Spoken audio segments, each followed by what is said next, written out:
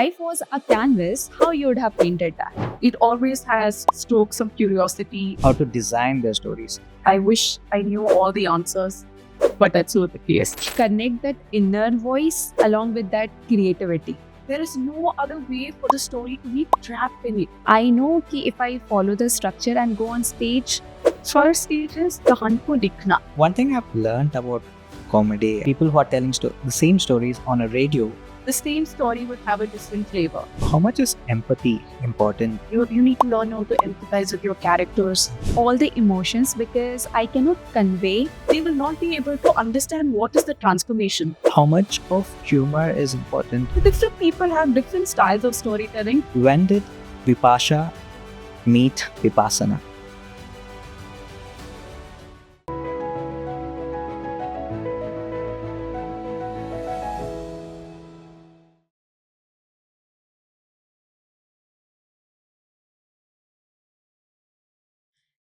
Welcome to Sapno Ke Canvas, a podcast where dreams, stories, and emotions come alive. I am Sweetie. And I'm Clinton. Okay, today we are going to talk about something that we do very unconsciously, but never do it very consciously. Yes, Yeah. today we have a beautiful guest over here, Vipasha, with us. Hello, Vipasha. Hi. So she's not just a storyteller. I would say that her journey is not defined by the stages, but a beautiful transformation through art. So we are very happy to have you here, Vipasha. Thank you, sweetie. Thank you, Clinton, for having me on the show.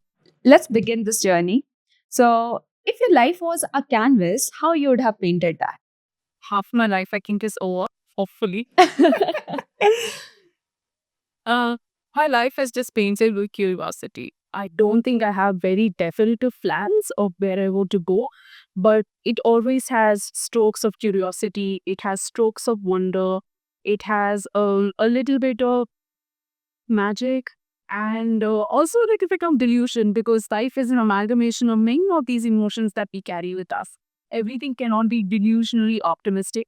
So there are moments of doubt, of pauses, all existing on the same canvas, and that's what makes the canvas really rich and colorful. That's beautiful. So, that's how you're going to paint our canvas today. I hope so. With a lot of curiosity and childlike wonder, definitely. Yeah, Vipasha. You mentioned about delusional optimism, right? So this brings back one of my childhood memory where I pray to all gods for that delusional optimism, but it never occurred to me. So coming back to the question, so you've been speaking a lot in your professional life, and you've been teaching people how to tell stories, how to present their stories, how to design their stories. So in that journey with the audience per se, your direct audience and your indirect audience, that is the person who you're tutoring to. So how has that shaped your storytelling style? Thank you so much for the question. It's a really hard one to answer. I'll be absolutely honest. I wish I knew all the answers, but that's not the case. What I do know from the experience, from the journey, is that the story can stay the same, but when you start to tell those stories in different mediums, the flavor of your story will kind of change a little bit. It's like saying there's a khichdi and there is a pongal. The raw ingredients, the base ingredients are the same, but depending on how you put the tadka, the flavor of the dish completely changes. So, for example, if you're telling a story on on written word, it would be the same story, but it will have a different flavor. But if you're telling it in a video, the same story would have a different flavor. If you tell it on stage, the same story would have a different flavor. The raw ingredients of storytelling remain the same, but the tempering, the seasoning is what brings that little bit of aha into stories. The most difficult is speed storytelling, because you get direct feedback from how people are responding to you. You also get a sense of whether something is working or not working, and you have no chance to really course correct. So you have to be prepared a lot when you're telling a story on stage. Whereas if you're telling a story in print, if you're telling a written story, you still have a little bit more time to be your own critique, to put the devil's advocate, to put the hat on your head and say, hey, this is working, this is not working. So the masala changes everything. The tatka changes the entire flavor profile of the story. This is a direct juxtaposition between Bisibele Bath and Khichdi. I know. I hate this villain. So yeah, so like you mentioned, right, the tempering is the key here. So people who tell their stories on stage are practicing a different kind of art, and people who are telling the same stories on a radio might not use the same kind of tempering when they're telling it on the radio, right? So correct me if I'm wrong here. The tempering may be different, but the dish is still the same, right? The core essence of storytelling and why we tell stories is to move people. It's to elicit a certain kind of emotion. Emotions that human beings have, there's only a very palette of emotions that we have as human beings. And every story needs to trigger some emotion, or it needs to take you from one world into another world. For a moment, when we started this conversation, we went into the world of eating and we came back to reality. Then we went into the world of food and then we came back into reality.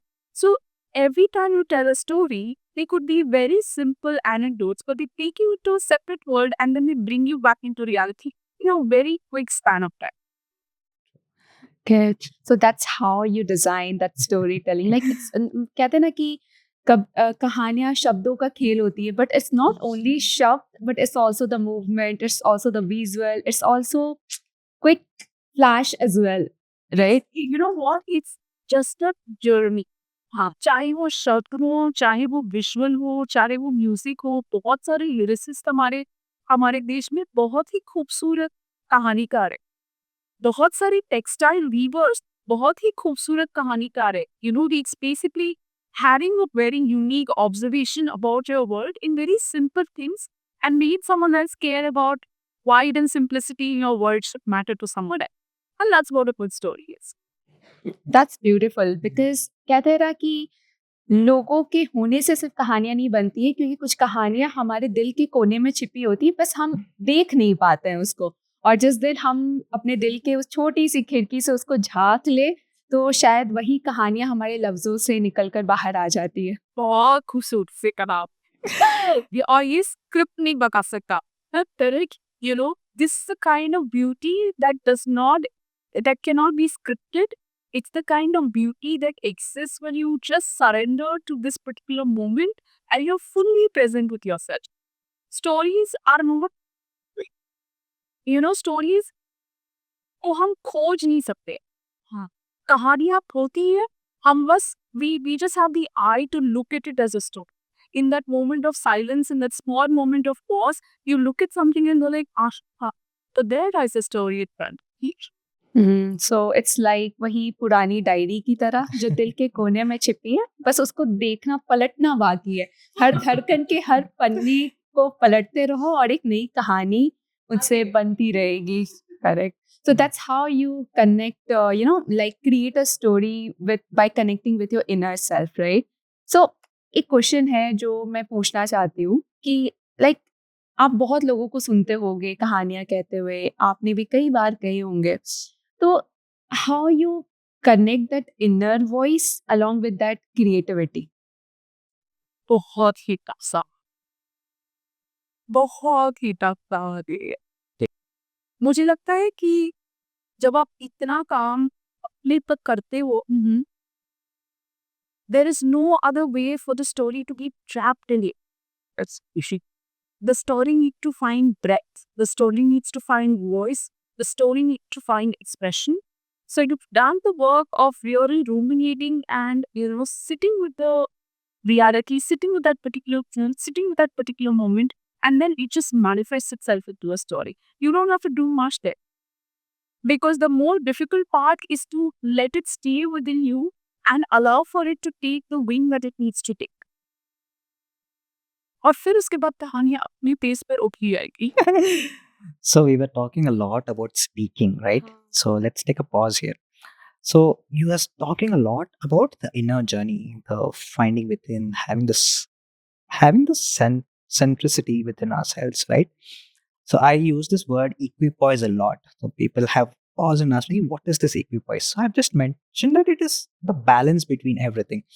So in your conversations, like we spoke about storytelling a lot, but I also sense that you have performed a lot of inner work before reaching here. And to reach this inner work, to give voice to the stories, silence is very important. We were having a conversation backstage about this one particular thing. So let me try a wordplay. When did Vipasha meet Vipassana? So I had gone for Vipassana, and we spent 10 days trying to be equanimous. Okay, all this equanimity happened. My husband came to pick me up, and then we decided to go for a small trip. And he was really excited to watch dolphins in the sea.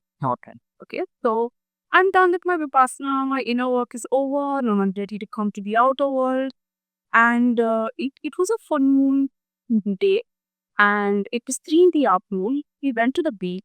He found a boatman, and he said, I'm going to take my wife to watch the dolphin. Okay.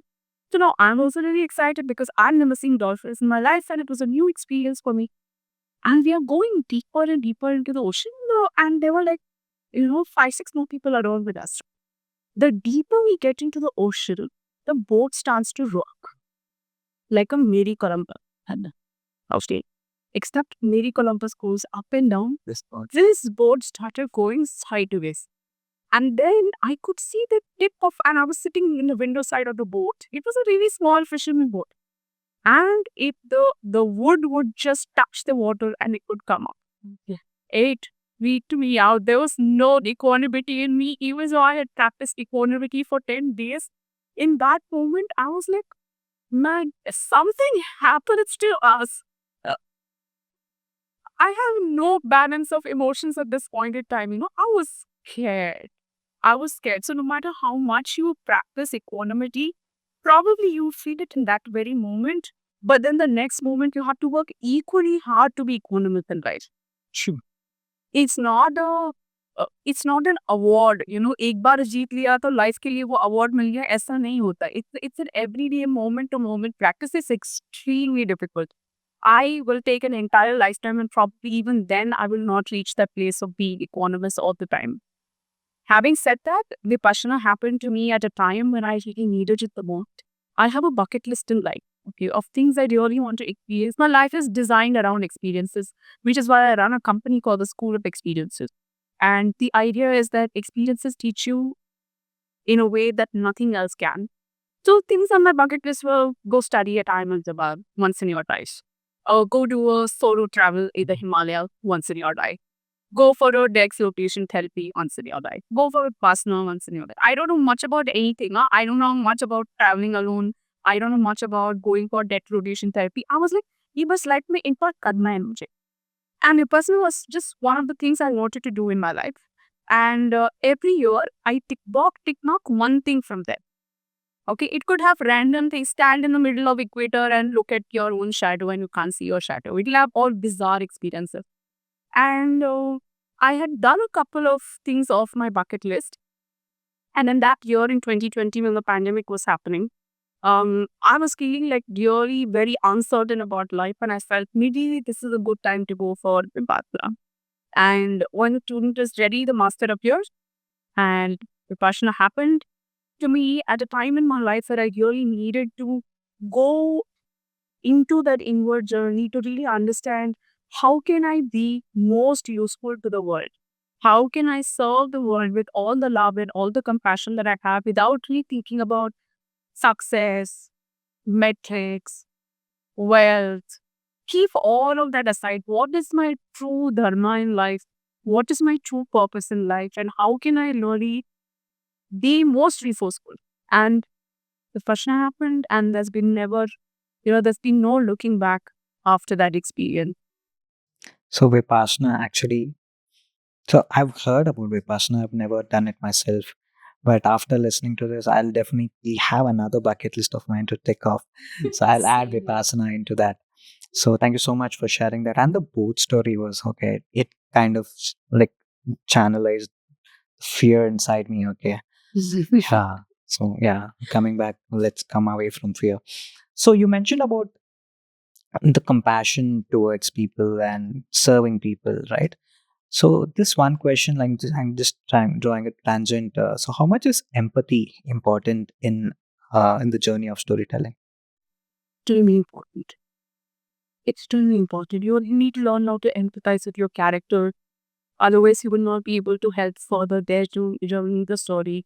You need to be able to empathize with your audience. If you don't care about your audience, your story is only self-serving.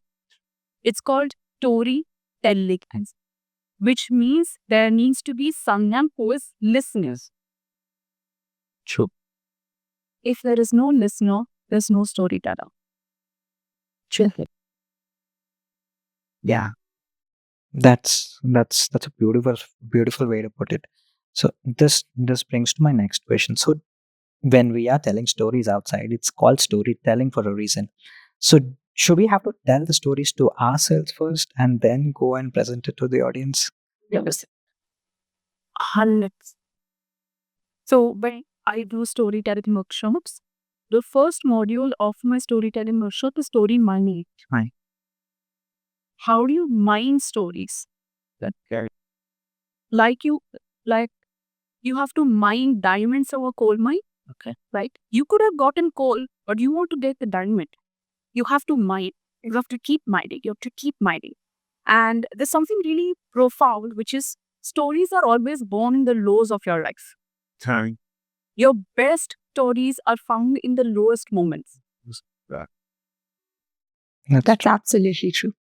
When I found my stories in my lowest moment, and then I started my journey. So that's तो absolutely right, because जब मैंने भी लिखना शुरू किया था कहानियाँ, तो तब ऐसा था कि कहते हैं ना कि बिखरे पत्तों को जब चुन लेते हैं, तब जाकर हम एक बीज बोते हैं, और वो बीज ही जब निखरते हैं लाइक एक पेड़ की तरह या एक छोटे से पौधे की तरह, then people are able to see that, people are able to feel that, है ना उसको। तो वही है कि जब मैं भी उन बिखरे पत्तों को चुनकर एक कहानी लिखी, तो वही that was my lowest time of my life, and then I started collecting words and created a story, and I felt that yes, it touched many hearts. So that was one of the motivation that I got from people, and what I learned ki what is storytelling and how I can write more and try to connect with people. But if you start writing a story to touch so many hearts, you will never be able to write a good story. Okay. Because you're already looking at what kind of external validation can the story give me. Instead, if you were to look, how can I be true to the story itself? If I had nothing, if no one was listening to the story, if no one was watching the story, but still the story that I have birthed in me needs to unlock that courage and come out of me, how can I write, how can I be true to that story? And then whoever needs to get attracted to your truth will come in your orbit. It is inevitable. That's something you said, like it was needed, right? Yeah. So you just mentioned that be truthful to your story. The audience will come. There will be an audience to all the stories that we tell. So this brings to me to the next question. So we've been hearing about the structures of stories, right? So Save the Cat, the 3-act structures. How important is the structure for a story? When you're starting as a storyteller, structures are very key. If you want to learn how to break the rule, you have to know the rule. अगर आपको rules पता ही नहीं है, तो आप break क्या करोगे? Very true. So I have a very dear mentor, teacher, mother. I don't have any definition for her. She also happens to be my ex-boss. Her name is Lakshmi Tapuri. And she had taken me to the US. And this was my first time in the US. Okay, so I'm like a country bumpkin. मुझे नहीं पता लोग कौन सी side पे चलाते हैं, आपको walk कौन सी तरफ करना होता है. And she and I are driving to the Indian supermarket. Okay. And then she's parking her car in the parking lot. She's parking and reversing and reparking. Parking and reversing and reparking. And I'm like, Lakshmi, what are you doing? And she's like, well, I know something really well. I don't care about the rules. But if I don't know something well, I really want to follow the rules. And in the US, she really wanted to follow the rules and put the car in the right parking, in the right slot, in the right way. And that is applicable for everything else in life. If you really want to get good at something, in the beginning, start with structure. If you want to get good at like playing an instrument, start with knowing how the chords are played, knowing how strumming happens, looking at how chord progressions happen in a very systematic way. And the day you feel so comfortable with your craft, then you're like a jazz musician, right? You could keep improvising, and whatever needs to come to you will channel itself to you. But it's like if someone takes you out to play badminton for the first time, right? You want to know where is the court, where is the net, what are the rules of the game. Once you know that, you're completely on your own. So in the beginning, Clinton, like you were saying, just follow structures till you get so comfortable. And the end game of a story is emotion. Emotions don't happen in structures. Emotions reside in something that's so intangible and inescapable.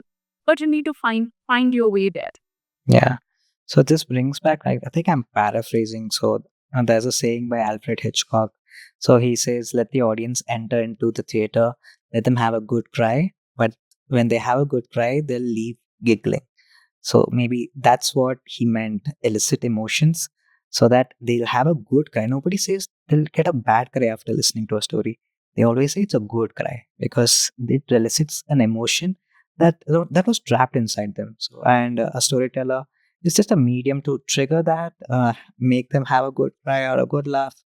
And again, it's all about release of emotions. So very very beautifully put, Vipasha. Thank you so much for that. So Vipasha I just wanted to ask कि जब हम structure को initially जैसे मैंने शुरू किया, अगर मैं कहूँ कि मैं लिखना चाह रही हूँ and I am not aware about कि इसके रूल्स क्या हैं, but I always want to put all the emotions because I cannot convey my message to the audience. I cannot recite my story without emotions. I'm that kind of person. तो इस वक्त पर हम दोनों को कैसे कनेक्ट कर सकते हैं? Like I have to follow the structure, but I know कि if I follow the structure and go on stage, if emotions comes over there because I'm like that kind of person कि अगर मैं कहानी कह रही हूँ तो मैं इमोशंस के साथ कहूँगी एंड कभी कभी वो स्ट्रक्चर फॉलो नहीं होता है, then like how to manage that and what are the like 1 or 2 point that we can follow or take care during that time. First stage is कहानी को लिखना. जब आप पहली स्टेज में कहानी को लिखते हैं तो you just go with the flow. You are not looking at a formula, right? This is not Pythagoras theorem that there's a formula that you need to stick to. You write the story that the weave comes up to you. If you do not want to follow structure, one of the things that when we quote speakers to go and tell their story on stage, this is something I learned from a TED speaker called Nancy Duarte, and she says draw an emotional graph of your story. Right? So there be a chief character in your story that's driving the movement ahead. Draw their graph. When are they going up? When is the story going down? And then what kind of wave formation happens in the story? Because like I said, create aha moments in the story happens in the low. अगर आपकी कहानी में low ही नहीं है, it could be a story for you. But till the time people don't feel the peak of that emotion, they will not be able to understand what is the transformation. Storytelling is about transformation. There are 5-second, very micro transformation that happens in someone's journey, and that's where a big story is born. For you, it was in the fakkas. For me, it was in the middle of the boat when the rim of the boat was touching the sea. Right? It's in those places and in those moments the stories are birthed. That's the nucleus. That's the womb of story there. So when you draw an emotional graph, you will be able to identify where are the moments that the audience can empathize with you. Where can they resonate with you? आप structure बकायदा follow ना करें, पर किसी तरीके का there needs to be some kind of flow. There needs to be some kind of low, some kind of transition, some kind of high.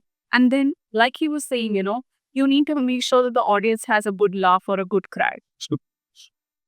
Yeah, so you're right. It's a dance of emotions, right? You never. It's again. It's not comedy. Also, yeah. So that yeah Comedians, yeah. Best storytellers. Yeah. I think they're amazing sociologists. Right? They look at everyday life and they look at it to the perspective that only researchers and scientists would look at. And the reason why we resonate with comedians is because they are again tapping into very basic emotions. Yeah. You know, somebody would choose language as a medium of their comedy. Somebody would look at corporate slavery as the medium of their comedy. You have every kind of comedian, and comedians are great examples of storytellers. So I've heard of, like, we watch comedians on and off, and we also meet them at open mics and shows. So one thing I've learned about comedy and this way they do their storytelling is they pick up the mundane thing from life and make it funny. Like, be it the way a person drinks coffee to the way the person walks. So there is storytelling in every part. So you mentioned structure, right? So they follow the structure there. So they give a foundation, there is a conflict, and there's a payoff. That's a wonderful thing that a comedian does. So this brings to the next question that I wanted to ask is, how much of humor is important in one person's story? Because when you mentioned that the aha moments happen at the lowest of our lives, but sometimes those aha moments are very difficult to put together in words. But the way I've seen storytelling grow on YouTube and everywhere online, they take that aha moment and make it so humorous that we laugh about it. But and when we think back, it it's not something to be laughed upon. So how do we handle this?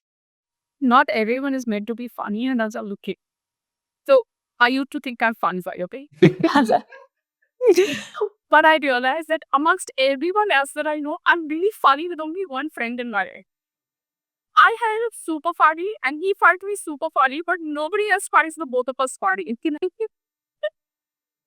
It's not easy to be funny, and you don't have to be funny, right? Everyone has a different style of storytelling, right? For her, it's a poetic style of storytelling. For you, it's more a philosophical style of storytelling. So different people have different styles of storytelling. Whatever style comes naturally to you, just follow that. You don't have to be funny for the sake of being funny. Correct. You know, you don't have to be anything for the sake of being anything in life. Yeah, because I asked this question because many a times as performers, we tend to play to the gallery. We tend to put on masks. So how much of mask we can wear is what, like, wear the mask that fits you, not the one that makes you a buffoon, is what you're trying to say. Yeah. Fantastic question. Fantastic question. It's a tough spot. It's a really tough spot to actually separate the person in you versus the performer in you, right? Every storyteller is an actor. When you look at an actor in a film, the actor could be a villain. That doesn't mean they're a villain in their real life. But for that very moment, they are playing that role. So when you're on stage, if you've done your inner work and you know, okay, till this place, it's Tintin the person, and from here on, it's Tintin the performer. If you know where the switch happens, it's good enough. Otherwise, it's a really tough, we can get carried away by all this external validation, by the love, by the accolades, but like you said, by playing for the gallery. Correct. Right? You need to know when are you playing for the gallery, till what extent are you playing for the gallery, and if you can still remain very truthful to your craft while playing for a gallery. They are not like two mutually exclusive things, but it's very tough. Maybe it takes years of practice and maybe again a lot of inner work to be there and be at that point of discernment where you stop being an actor and stop being yourself. That's where it comes, like, being a teller, we have to also be a listener as well. Then only we will be able to understand कि कितना कब चाहिए. Because that will tell for us. That's how, yeah, that's how, like, we are trying to do. Yeah, listen and tell. Listen and tell. So वही है कि जब तक खुद के inner voice को हम नहीं सुनेंगे, वो creativity आ ही नहीं सकती है. And that's how we connect the inner voice with that creativity. And then we paint our canvas. Because I believe कि every artist is a canvas, और हम कभी उसको शब्दों से पेंट करते हैं तो कभी खामोशी के साथ. वही है ना कि सफ़र का तो हमें पता होता नहीं है, ना मंजिल का कुछ पता होता है, बस हम हर मोड़ पर एक नई दास्तां बनाते हैं, और कुछ वक्त के बाद पता चलता है कि हमें उसके किरदार थे. Mic drop. So Vipasha, you were speaking about life experiences and how we pick up. Again, this brings back to the conversation that we were having. Every experience in life has a story. So again, now I'll always carry a microscope in me so that I can zoom in and look for a story everywhere. Right. So talk about your venture, which explores on experiences. Thank you so much. ये कि बहुत समय बाद मुझे ये, I kind of knew that I wanted to put something in the space of experiences. So I run a small boutique company called the School of Experiences, where we teach storytelling and 3 types of storytelling. The first is inner story, because till the time the story doesn't grip in you, you will not be able to bring it outside. And we are all the stories we tell ourselves. The second type of storytelling is the storytelling on stage. And the third type of storytelling is how do you tell stories online, in the digital medium, how do you tell stories?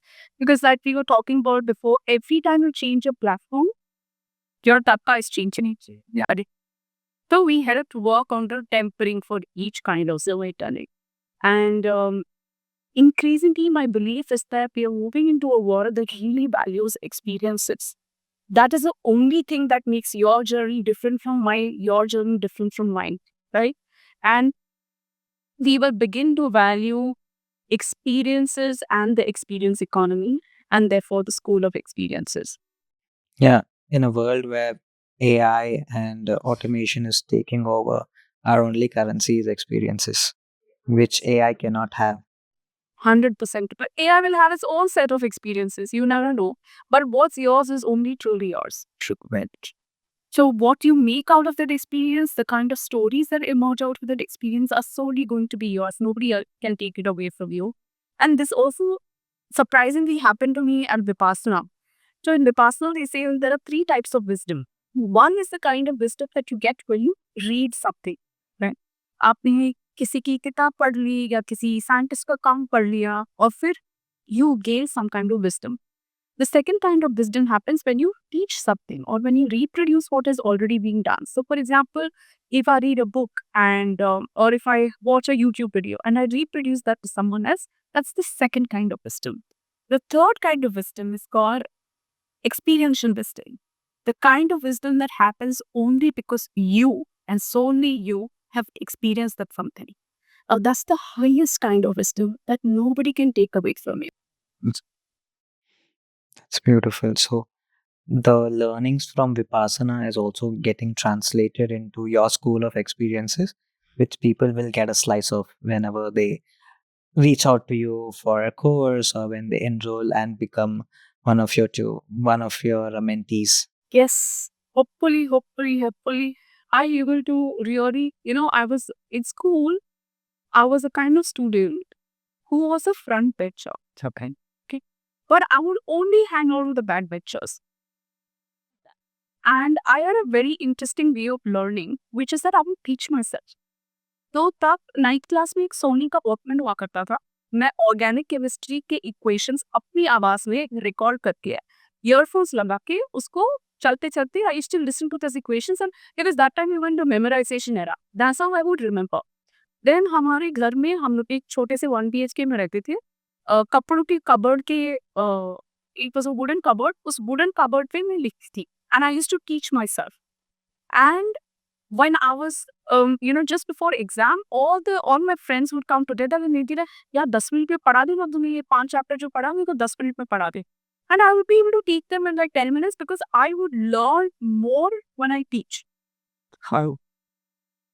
And I'm a curious person by design and a student of life. I was like, what is it that will allow me to be a lifelong learner? There's only one thing. Teach. Teaching. Yeah. Even I truly believe in teaching. Like, जब मौका मिलता है, I'm like, चलो क्या पढ़ने?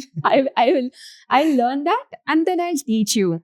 अब कितना मैं सही हूँ, कितना मैं गलत हूँ, I cannot validate that, but I'll try my best. I will learn. Because of that teaching purpose only, I will learn at least.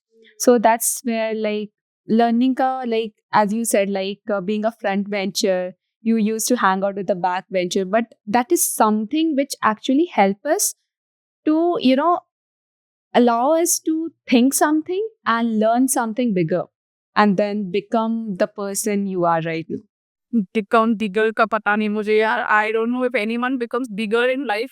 हाँ, the goal in life is to not become bigger. The goal in life is to become more of yourself. Yeah. Yeah. And I don't even know if I'm a great teacher. I know I just enjoy. Yeah. And I enjoy seeing, like when I was in 10th standard, I would teach somebody in 8th standard. When I was in 12th standard, I would teach somebody in 10th standard. So I always liked teaching people who are just 2 steps behind me. So I can empathize with what their problem statement right now in life is and help them just jump over the curve, flying clean, commit. And I feel like my life has changed a lot because of the mentors I've had. If I did not have these mentors, some of these mentors don't even know they are my mentors. Because I follow their work on YouTube or something like that, but I'll only watch their work, nothing else. Okay. So I have 4 mentors in my life. Out of them, 2 know that they are my mentors. 2 don't even know about my existence. But I think teachers really open the gateway. They really have the ability to change the destination or change the journey of your life for sure, or bring you closer to the destination where you want to get. That's absolutely right. So, yeah. So you mentioned mentors, right? So what I see mentors as is, so I see ourselves as light and the mentors as a prism. So when light hits the prism, that's the way the light can also translate into multiple colors, right? So that's how I see mentors as. And you mentioned about first benchers, last benchers. I was always a last bencher. And the way you mentioned about learning yourself, teaching yourself. Recently, I stumbled upon this person called Jim Quick on YouTube. So he teaches memory and he teaches state speaking. So all the things that you mentioned, he has listed on has a YouTube video. So I was just recalling, uh, record yourself and listen to yourself to memorize better, and you were doing it so unconsciously when you were in school. So that's brilliant. Exactly. So again, you mentioned we were in the time of the Walkman era where YouTube was never existing. That was a beautiful era. Say. Wish we had. I need to write like lyrics of songs behind my tuition copy. Just don't remember the songs like Ishq Chali hai, Ishq Sora hai. They were not even like profound, like it's not Coldplay level of lyrics. They were just like super basic lyrics. But yeah. Even today, also I carry a diary where I write everything. I don't carry my phone or anything because I believe कि वो touch होना चाहिए जहाँ हम फुर्सत से ना वो एक वक्त खुद के साथ निकाल सकें. Because as you mentioned कि खुद से जुड़ना is how much it is important. Yeah. It's all about inner work and Yeah. external Yeah. expression. Yeah. So that was beautiful, Vipasha. Like you actually painted our canvas. Yeah, talking about canvas and painting, let's put some fire into it. No? Sure. Yeah, so let's go for the rapid fire. Why not? Yeah. Okay. I think I have to look into the paper for the rapid fire. Okay. Okay, Vipasha, let's have some rapid fire questions. The first question: one word that defines your storytelling style. Sensorial. Sensorial. Silence or spotlight? If I've spent enough time in silence, then spotlight. A book that's changed your life? Huh? A book that changed your life. The Artist by India. Okay. Stage or candlelight? If I'm with myself, candlelight. If I'm with others, stage. Okay. What grounds and what overwhelms you? What overwhelms me? Emotions. Okay. What grounds me? Eternally. Okay. Channeling. That's one bit that everybody needs to learn. Channeling. A story that you dream of telling to everybody. There's no story that I keep telling. Any story that's meant to be told will happen at the time. There's no dreaming of it. Okay. That's a very beautiful way to put it. Okay, I'm still trying to comprehend that. Yeah, with that, we are wrapping up our rapid fire. And again, the topics that we covered today was like massive. We started with storytelling, we went into Vipassana, we took a philosophical journey. Again, we rocked on the boat with you a little bit. And we got to learn about your venture, School of Experiences. I'll ask all our viewers out there to go and explore the School of Experiences. Vipasha is your person. You're active on LinkedIn. So Instagram and LinkedIn. yeah. So whichever medium has the better tadka for you, reach out to Vipasha to learn storytelling. And yeah, the tangents we took are very massive, and again, it was eye opening for us. Thank you so much, Vipasha, for this. Thank you so much for having me on the show. I absolutely enjoyed speaking to the both of you.